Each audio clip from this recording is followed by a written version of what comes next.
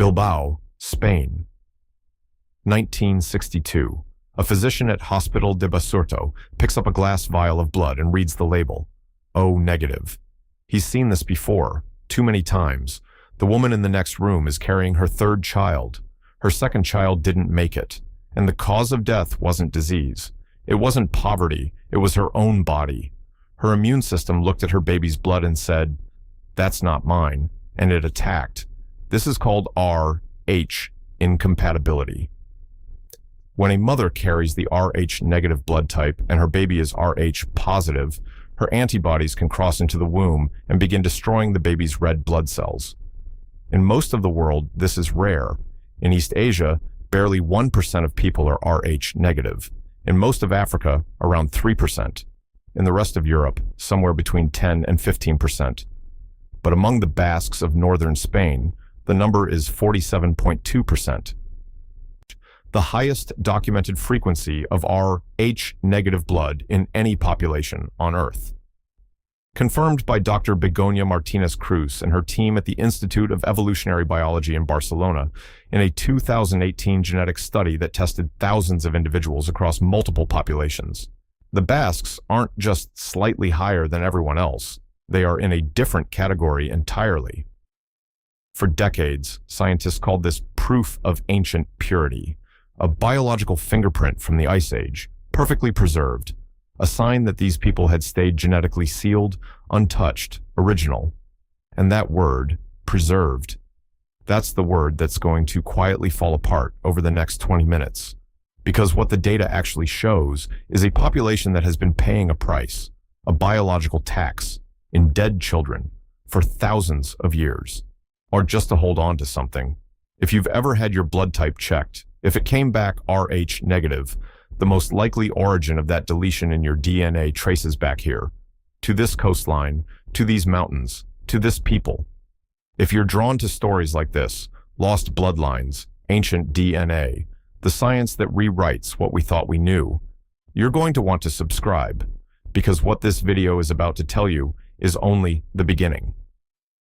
Now, here's the question that sent scientists down a rabbit hole for decades. The Rh negative factor isn't just a blood antigen, it's a deletion, a piece of DNA that was removed from the human genome approximately 35,000 years ago, and in the Basque population, it was never replaced. Scientists can measure it, they can date it. What they cannot fully explain, not yet, is why it stayed so concentrated here, and what it was traveling with. Before we go any further, I genuinely want to know something. Have you ever had your blood type tested? Are you Rh negative? Drop it in the comments right now. Your blood type and where your family is from. Because by the end of this video, that answer might mean something completely different to you. I read every comment. That deletion was traveling with something no other population in Europe had managed to hold on to. In 2017, a team of researchers extracted DNA from 7 skeletal remains found inside the Santa Mamina cave in Biscay, right here in the Basque Country. The bones spanned 8,000 years of continuous occupation, Mesolithic hunter-gatherers, Bronze Age farmers, late Roman-era burials, all in the same cave. Just all across thousands of years of human history.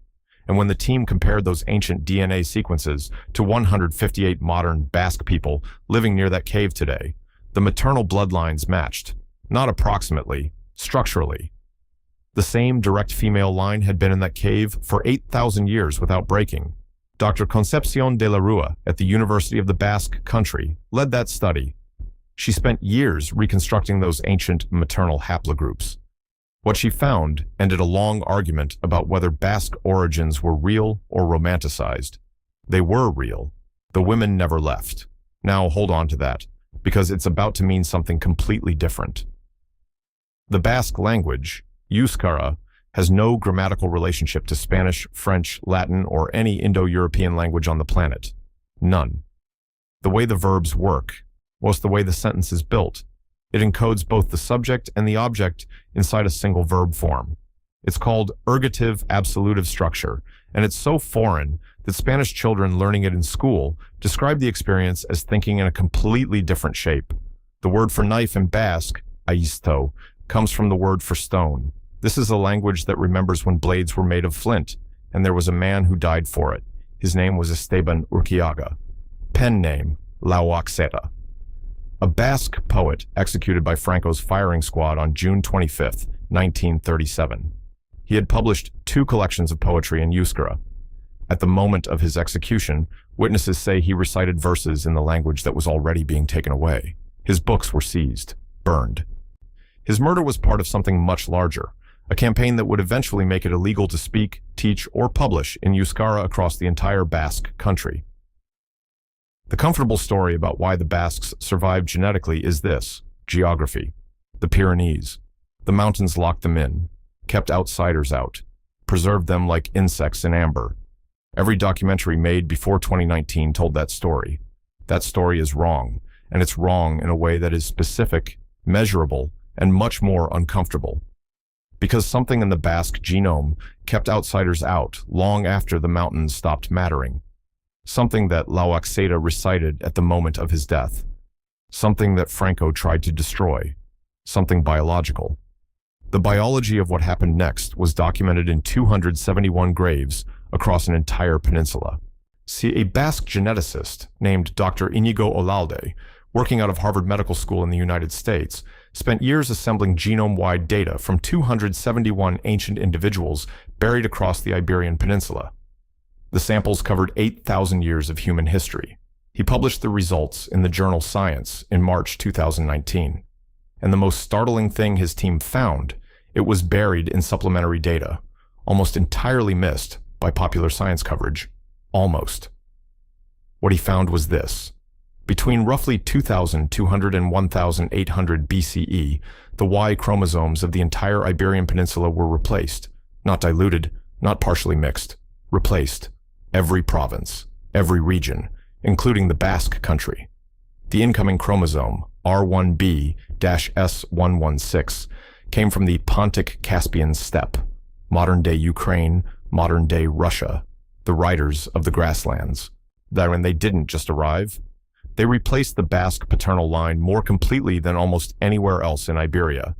And yet, the data said the exact opposite of what the Basques had always been told about themselves. Today, 87% of Basque men carry R1b-S116, the highest frequency of that steppe-derived chromosome recorded anywhere in the world. Dr. Pedro Errasti and his team at the University of the Basque Country ran the age estimates.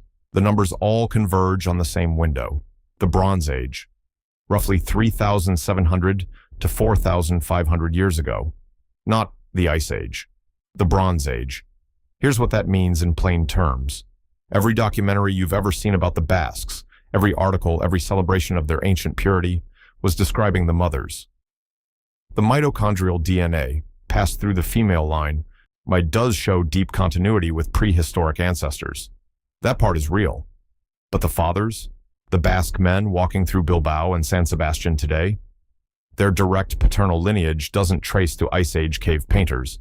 It traces to steppe warriors who arrived speaking a proto-Indo-European language, the ancestor of Spanish, French, English, and almost every other major European tongue. Except, somehow, Euskara. And here's the irony that should stop you in your tracks. August 15th, 778 CE, the Battle of Roncevaux Pass. Charlemagne's rearguard, thousands of Frankish soldiers, ambushed and annihilated in the Pyrenees by Basque fighters descending from the hills. The most celebrated military victory in Basque history, the ultimate symbol of Basque sovereignty and resistance. The men who fought that battle, their Y chromosomes were R1b-S116, steppe Bronze Age, the DNA of the civilization that had replaced their own ancestors 1,000 years earlier.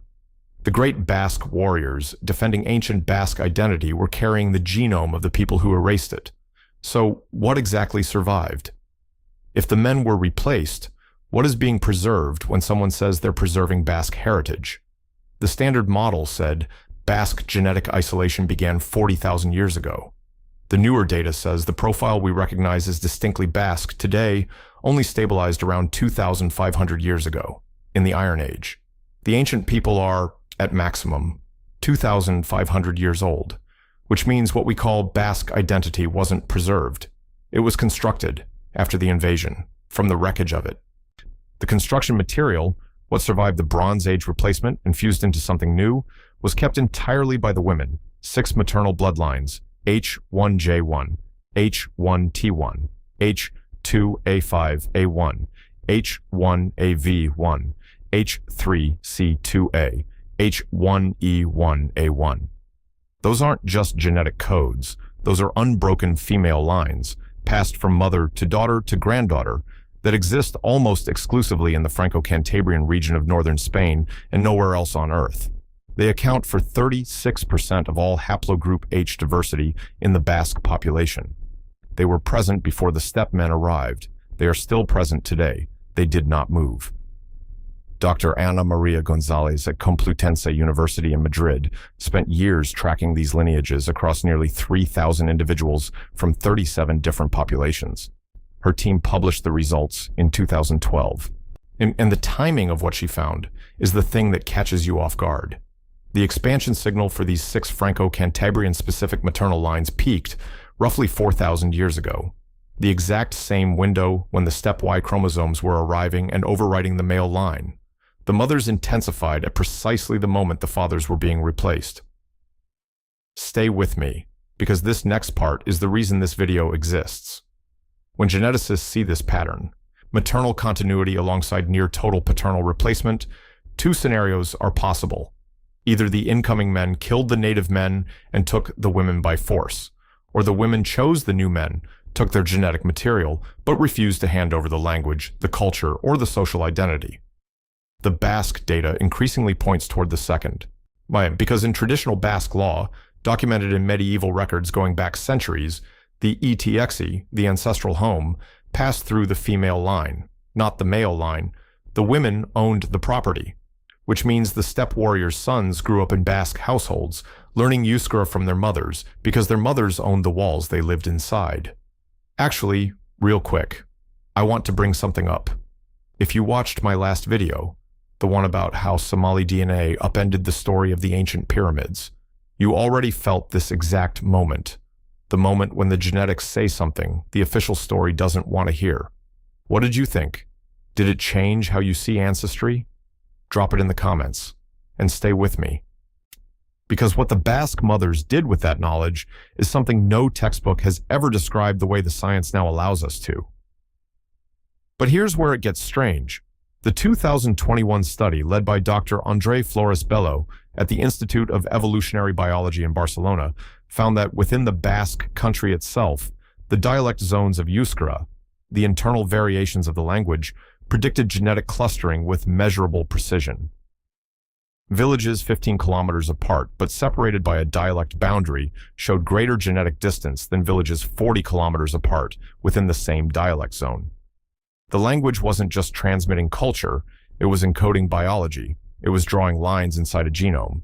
And then one of those 6 exclusively Franco-Cantabrian maternal lineages, H1J1, turned up somewhere it had no right to be. Or in the Atlas Mountains of Morocco, among the Rif Berber communities of the High Atlas. The Basques are on the Atlantic coast of Spain. The Rif Berbers are in North Africa. There is no accepted migration model that fully bridges that distance, and the signal is too specific, too precise, to be random noise. That impossible signal in Morocco is not the first time this unnamed coastal people appeared where they had no right to be. To understand what the pre-steppe Iberians actually were, this civilization that preceded the Bronze Age and left those 6 maternal bloodlines behind, we need to look at a mirror, 9,000 kilometers east, Hokkaido, Japan, 1997. A geneticist named Satoshi Horai publishes mitochondrial analysis of the Ainu, the indigenous pre-agricultural people of northern Japan. Their ancient DNA shows almost no overlap with mainland Japanese or Han Chinese populations. Like the Basques, they are a genomic island. Like the Basques, their maternal line survived. Unlike the Basques, their paternal line survived too. The Ainu kept everything. This discovery was documented decades ago. Nobody talked about what it actually meant, until now. The difference between the Ainu and the Basques is one migration event, the Bronze Age steppe dispersal, that replaced Y chromosomes from Ireland to the Volga River never reached Japan. In Iberia, it arrived with full force. This makes the Basques not the most intact ancient Europeans. It makes them a hybrid. Two completely different civilizations living inside one language, one community, one culture. The pre-steppe ancestors survive in the female lines. The steppe warriors survive in the male lines. Neither erased the other. Both are there simultaneously. The pre-steppe Iberian men, the ones whose Y chromosomes were overwritten, didn't vanish from the earth. They persist in fragments, in autosomal DNA percentages, in trace signatures scattered across modern Iberians. They are inside the Basques, invisible in the paternal line, present everywhere else. They are the unnamed people, a civilization that lasted thousands of years, built the megalithic monuments of Atlantic Europe, established agricultural networks from Portugal to Ireland, and left no name, no readable language, no mythology we can identify as theirs. We know where they built. The dolmen of Menga in Antequera, Spain, was constructed around 3700 BCE, a 32-meter burial chamber built with stones weighing up to 200 tons. Boche aligned to a specific mountain peak on the winter solstice. The people who designed it carried I2 and G2AY chromosomes, the pre-steppe European farmer haplogroups that would be gone from the Iberian male line within 1,900 years. By 1800 BCE, those chromosomes had vanished. The builders of Menga left no writing, no deciphered language, no names for their gods.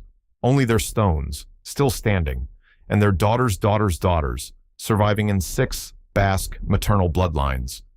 And the H1J1 signal in Morocco suggests this nameless Atlantic people were mobile along the Mediterranean and Atlantic shores in ways we're only beginning to map. There was a people, maritime, pre-Bronze Age, long-range, who moved between what is now Spain, Morocco, and possibly the Canary Islands. And they have no name in any history book. A civilization that spanned 3 modern countries, built monuments that have outlasted every empire, and was erased so completely that its only memorial is blood.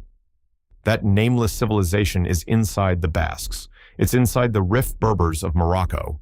At trace levels, it's inside the Irish. It connected 3 coastlines. It never wrote its own name down. Or if it did, we have not yet found where. Where the answer was hiding, the actual mechanism that locked the Basque genome after the Bronze Age was found not in a cave, not in an ancient burial. It was found in a linguistics database. Bilbao, 2021. Dr. David Comas, principal investigator at the Institute of Evolutionary Biology in Barcelona, publishes the largest genetic study of the Basque people ever attempted, 190 individuals. Show 18 micro-regional samples across every corner of the Basque Country, over 600,000 genetic markers per person. He asks one precise question: why did the Basques stay genetically distinct when they were not, by any geographic measure, actually isolated from the rest of Iberia? What they found next changed everything we thought we knew about what a language actually is. The answer was dialect boundaries, not rivers, not mountain ranges, not political borders. The internal dialect zones of Euskara, the subtle variations in how the language sounds from village to village, were the single strongest predictor of genetic difference between communities. Villages 15 kilometers apart, but separated by a dialect boundary, showed greater genetic distance than villages 40 kilometers apart within the same dialect zone. The language wasn't a symbol of cultural identity. It was operating as a physical barrier. Euskara's structure, the ergative absolutive verb system, the vocabulary with 0 Indo-European roots, was so alien to outsiders that no one could learn it fast enough to become socially integrated before the window for marriage closed. Every Roman soldier who passed through, every Visigoth, every Moorish administrator, none of them ever spoke Euskara, none of them ever married in. The genome was sealed, not by stone, not by mountains, but by grammar. So, mystery solved. The Basques survived genetically because their language made social mixing functionally impossible. A grammatical structure so foreign it operated as a biological firewall for 3,000 years. Romans came, Visigoths came, none of them got through. The genome held. Any case closed. Except, in 1939, Francisco Franco declared Euskara illegal. not restricted, illegal. Basque children were beaten in classrooms for speaking it. Priests were fined for using it during Mass. Poets were executed for publishing in it. The language, the very mechanism that David Comas's 2021 data identifies as the genomic barrier, was placed under systematic state destruction for 36 consecutive years. Think about that. By the logic of Comas's own data, Franco's campaign against Euskara was not only cultural genocide, it was a biological attack, a state apparatus attempting to dissolve the genomic boundary of an entire people by eliminating the mechanism that maintained it. The Basques who resisted the language ban, the teachers who taught Euskara in secret, the parents who whispered it at home, the underground publishers who printed in it at personal risk. They couldn't have named the genetic mechanism. The science didn't exist yet, but in the most literal biological sense, they were fighting to survive as a distinct population, not metaphorically, literally. And here's what Comas's study does not answer. His samples were largely collected before the Euskara revival programs of the 1990s and 2000s took full effect. The study identifies the genomic structure. It confirms the dialect boundary correlation, but it does not ask whether the 36-year interruption of the language's transmission, those 3.5 decades when Euskara was beaten out of children, left a detectable genomic scar. Whether the boundary weakened, whether the structure shifted, nobody has looked yet. Or whether the boundary is weakening, or whether something extraordinary is happening instead, requires a camera crew in Bilbao. Today, right now. A Ikastola opens its doors at 7:45 in the morning. 43 children, ages 4 to 6, file in speaking Euskara. Their parents, many of them, learned the language as adults, after decades of suppression. Their grandparents were beaten for speaking it. These children are the first generation in some families in 80 years to grow up with Euskara as a true first language. And according to Comas's own data, they are rebuilding a genomic wall in real time. There are 3 things the 2021 study found about what this classroom represents. The third one changes everything. See, first, the areas of the Basque Country where Euskara is most actively spoken today retain the highest concentrations of those ancient maternal haplogroups, the 6 Franco-Cantabrian lineages that have no match anywhere else on Earth. Second, the urban centers where Castellano-Spanish has most penetrated show measurably higher admixture, more outside DNA mixed in, the ancient signatures diluted. Third, the language revival programs launched after Franco's death may be, in genetic terms, a re-isolation event in progress, a living population actively reconstructing a genomic boundary through cultural policy, choosing who they are, biologically, through a decision about what language their children speak in the morning. This has never been documented before in a living population, in real time, which means the Basques are not ancient. They are continuously active. They are not a preserved relic of the Ice Age. They are a population in ongoing negotiation with their own genetic identity, making choices today that will show up in genomic studies 500 years from now. They are not a time capsule. They are a living experiment in whether culture can override biology, or whether culture and biology are, at some level, the same thing. In 1968, while Euskara was still banned, a linguist named Koldo Mixelina stood before the Basque Academy at a gathering in Arantzazu and presented a proposal for a standardized written form of the language, Euskara Batua, Unified Basque. He had been working on it for years, quietly, carefully, while the language was illegal. His proposal gave Euskara a written form that could survive underground, could be transmitted in secret. Young could outlast the regime that was trying to kill it. He is described today as the greatest scholar the Basque language has ever seen. He understood, without genetic data, without David Comas's study, without any of the science that would emerge 50 years later, he understood that the language and the people were not two separate things. And here is the inversion that took centuries to see clearly. The story told about the Basques for 200 years. They survived because they were isolated. Geography, passivity, preservation. The data's answer: they were never isolated. They were the ones doing the isolating. Every empire that arrived, Roman, Visigoth, Frankish, Castilian, was rejected not by mountains, but by a grammatical architecture so alien that no outsider could learn it fast enough to marry in before the social window closed. The Basques were not imprisoned by their difference. Their difference was a weapon, one they chose to keep loaded. One Koldo Mitzelina, in 1968, in a banned language in a secret meeting, chose to reload. That weapon, the R1b-S116 haplogroup loaded into the Basque male line 4,000 years ago, turns out to be the same weapon loaded into a completely different people on a different island across an ocean. The Bronze Age was not supposed to have crossed cleanly.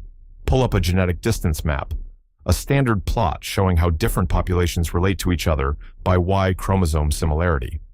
You'd expect to see the Basques clustered with nearby Iberians, with Spanish, with Gascons from southern France. And they do cluster there. But one population lands inside the Basque data point, not near it, inside it. That population is Ireland. Specifically, the province of Guipúzcoa in the Basque Country is more genetically similar to Ireland than it is to any other Basque province on the same map. The connection is RS116, the Bronze Age steppe lineage. The same dispersal event that sent steppe men into Iberia also sent a branch northwest, through France, across the English Channel, into Britain, and further west to Ireland. The Irish and the Basques don't share this chromosome because they descended from each other. They share it because they were both reached by the same Bronze Age expansion. Both populations absorbed it. So both populations then, in their own ways, preserved a pre-conquest cultural identity while carrying the conqueror's genome in their male line. And the Irish, it turns out, remembered this, dimly, in myth. The Lebor Gabála Aren, the Book of Invasions, is a medieval Irish text compiled by monks describing successive waves of settlers arriving in Ireland. The final wave, the ancestors of the Irish people, came from Iberia. They are called the Milesians, sons of Mil Espaine, Mil of Spain. Medieval monks preserving an oral tradition about a Bronze Age migration from the Iberian Peninsula to Ireland. A memory so old it had become mythology by the time anyone wrote it down. And the Y-chromosome data, published more than 1,000 years after those monks put quill to parchment, confirms that something like that migration did happen. But the Basques weren't just genetically connected to Ireland, they were physically there. Starting in the 15th century, Basque fishermen and whalers established semi-permanent stations on the Labrador coast of Newfoundland. They were hunting whales and cod in waters that most of Europe didn't know existed. They stayed long enough to develop a pidgin trade language, Basque Algonquian, mixing Euskara with the language of the Innu and Mi'kmaq peoples they traded with. Linguists have partially reconstructed it, a language built from a Bronze Age genome and a 35,000-year-old maternal bloodline, spoken on the shores of North America before Columbus filed his report. One of the oldest documented interactions between the Old World and the New World was conducted in Euskara. Two men, one Irish, one Basque, separated by 2,000 kilometers of Atlantic Ocean, share a Y-chromosome profile so similar that in statistical analysis, they are indistinguishable on the paternal line. By the strictest genetic definition, they are brothers. Neither culture has a myth that names the moment their common ancestor split. No history book records the generation when one branch went north and one stayed south. The kinship exists entirely in biology, hidden above the genome, unknown to almost everyone who carries it. A blood bank, Bilbao, today. The Basque Country has a chronic shortage of a specific blood type, B positive, because the extraordinary Rh negative frequency in the local population crowds out the Rh positive variants that are common everywhere else in Spain. Cite, when a patient at Hospital Universitario de Álava needs B positive blood urgently, the hospital must call Madrid, must call Barcelona, must wait. The Bronze Age genetic event of 4,000 years ago is currently causing blood supply chain problems in a 21st century hospital. The ancient past is not somewhere behind us. It is in the refrigerator down the hall. Olalde's 2019 study confirmed what the Y-chromosome data had suggested. The Basque Country was not passed over by the steppe migration. It was fully reached. The replacement happened there as it happened everywhere else in Iberia. But something the later migrations, Roman, Visigothic, North African, Moorish, could not accomplish. the language held against them all. By the Iron Age, roughly 2,500 to 3,000 years ago, when the Flores-Bello data shows the Basque genetic profile stabilizing into something recognizably distinct, the shape we now call Basque was set, and then, with a few notable exceptions, it held. But held is not the same as unchanged. The Basques alive today are the product of at least three distinct genetic layers: a pre-steppe, Mesolithic, and Neolithic ancestry, the unnamed people, the builders of stone chambers, the keepers of those 6 maternal bloodlines. A steppe Bronze Age input that replaced the male line almost entirely, and a long, slow, quiet isolation enforced not by geography but by grammar, a language so structurally foreign that it made social boundaries out of consonants and verb endings. 3 civilizations, 1 community, 1 culture that refused to name itself after any of them. And the debate is not over. Not in academia, not in the blood banks, not in the Icastola classrooms. In 2021, Dr. Flores-Bello's team found measurable genetic substructure within the Basque Country itself, villages genetically differentiating from each other along dialect lines in ways that are still actively occurring. The process is not historical. It is present, continuous, alive. The RH, negative deletion that a physician in Bilbao labeled on a glass vial in 1962, the thing that killed children before Rogam existed, that deletion has been present in this population for roughly 35,000 years. It survived the Mesolithic. It survived the Bronze Age replacement. It survived Rome. It survived the Visigoths. It survived the Moors. It survived Francisco Franco. It is in the blood of children born today in Bilbao and San Sebastian and Vitoria. It's in the shadow of hospitals that can now prevent the deaths it once caused. The Basques did not survive because they were isolated. They did not survive because they were pure. They survived because, every generation, across 40 centuries of invasions and replacements and bans and fires, someone chose to keep the language, and the language kept them. What no one has answered yet, and what may be the most important question in all of European genomics, is what happens to a people when the language begins to thin, when the dialect boundaries blur, when the children in the cities grow up speaking Spanish first and Euskara second, or not at all. Whether the genomic boundary, which held for 3,000 years against armies and empires, is already weakening silently in a generation that doesn't know it's the last line. If 40 languages die every year, somewhere in every one of them, a genomic boundary is dissolving, and nobody is measuring it.